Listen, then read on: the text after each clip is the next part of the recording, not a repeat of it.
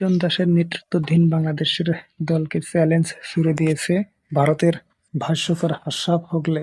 Ashraf হোগলের challenge যে আমাকে ভুল প্রমাণ করে দেখাও। ম্যাচ শুরু হওয়ার আগেই বাংলাদেশকে এশিয়া কাপ থেকে বাদ দিয়েছে আশরাফ হোগলে। তবে বি গ্রুপে বাংলাদেশের সাথে আছে শ্রীলঙ্কা, আফগানিস্তান ও হংকং। টুর্নামেন্টে বাংলাদেশ মাঠে নামছে ১১ সেপ্টেম্বর হংকংয়ের বিপক্ষে। এই ম্যাচের মধ্যে দিয়ে যাত্রা শুরু হবে বাংলাদেশের ক্রিকেট দল। তবে দ্বিতীয় খেলাগুলো আফগানিস্তান এবং শ্রীলঙ্কার বিপক্ষে খেলবে ১৩ ও ১৬ সেপ্টেম্বর। আশরাফ হোগলের মতে, বি গ্রুপ থেকে বাংলাদেশকে টপকে এশিয়া কাপের সুপার ফোরে যাবে আফগানিস্তান ও শ্রীলঙ্কা।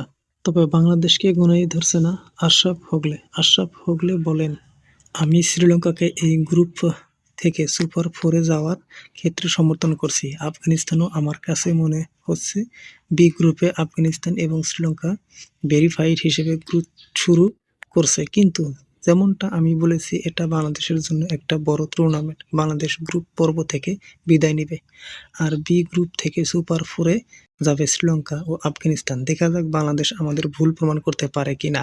টাইগারদের ঠিক এভাবেই চ্যালেঞ্জ ছুড়ে দিচ্ছে আশরাফ হোগলে।